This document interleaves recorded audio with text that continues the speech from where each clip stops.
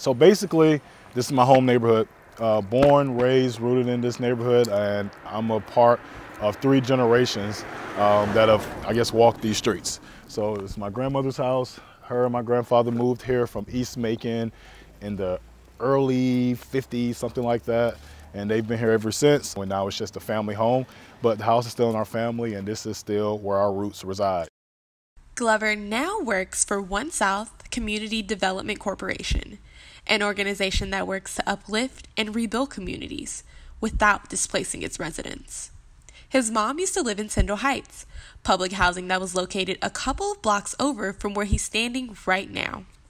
Tyndall Heights was a 77-year-old public housing community on Mercer University Drive before it was torn down a year ago. It was the first public housing development for Black families in Macon. In 2016, 392 families that lived in Tyndall Heights were relocated by the Macon-Bibb County Housing Authority. During the first phase, 119 people were relocated. Of those people, 99 received the Section 8 voucher, a voucher that finds other public housing options for families and also pays majority of the rent. Another 20 people moved into other public housing units. My mom lived in Tyndall Heights after a difficult financial stint. She moved to Tyndall Heights. She moved to Tyndall Heights in 2011, and she stayed in Tyndall Heights until, she had to leave. So a part of her package, I guess, they gave her a housing voucher, and she selected housing based on the amount of the voucher they gave her, and that particular amount pushed her out into West Bibb County. She's traditionally from the south side of town, but now she stays all the way out she used to stay all the way out by Macon State. The commercial development that would turn Tyndall Heights into Tyndall Senior Towers is expected to offer potential jobs and places to shop that tie into nearby improvements centered around Mercer University and the 2nd Street Corridor. The 2nd Street Corridor was designed to bridge the university with downtown, making downtown more attractive to Macon residents and Mercer students. These are all potential patrons of Mercer football and basketball, but we're literally blocks over and there's no connection. There should be flags in this neighborhood with Mercer on it or something like that. You'll find that once neighborhood people see that Mercer's getting involved and it's not just for, housing developments and moving people out, they'll feel more comfortable about them. You'll see the perception about the school change. They'll see Mercer more so as a community partner than just this huge group that's taken over. I used the analogy right here, perfect. So we all recognize that paper, right? We all see it. We all got choice. We can walk past it and leave it there, or we could pick it up. So that's pretty much how we did with these houses.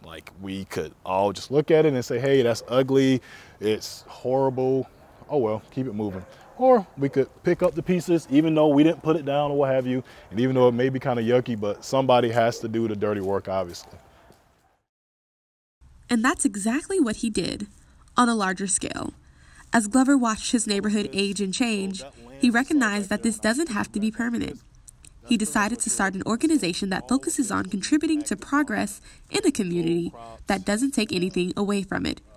Currently, One South is working in the Gateway Heights community. One South was founded in summer of 2016. We started with the neighborhood listening session, community conversation. At that community conversation, we did a survey and kind of had a whole bunch of neighborhood issues. Of the neighborhood issues, access to healthy and fresh produce was number 1. Blight and abandoned houses was number 2. So from that data, we pretty much put the plan together. There's a concept called development pressure. So basically what development pressure is, for example, you got Mercer University. They're growing and expanding, and as their bubble expands, it will seep over into our neighborhood. You have downtown Macon. As it grows and expands, that bubble will get, large enough and it'll seep into our neighborhood. And next thing you know, we're just going to be kind of in the center. So, which is why it's important to get these type of projects going, to redefine what this neighborhood is for before, other groups try to come in, good intentions or not.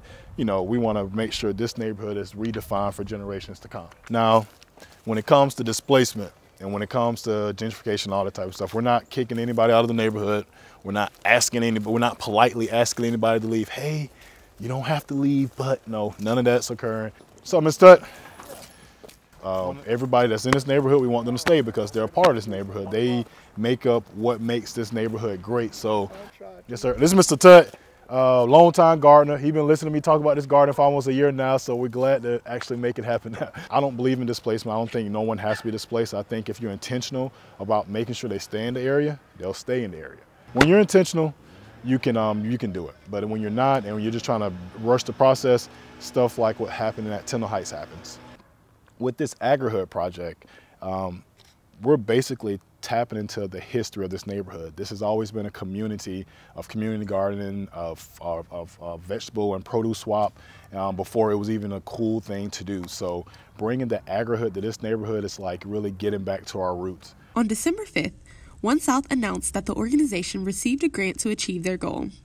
They plan to use the $500,000 grant to repurpose vacant lots in Gateway Heights community into spaces for art, culture, education, history, and fresh food production. It's planned to be a 6 to 8 month project that will go into effect in January. Glover hopes to have the project completed by April or June.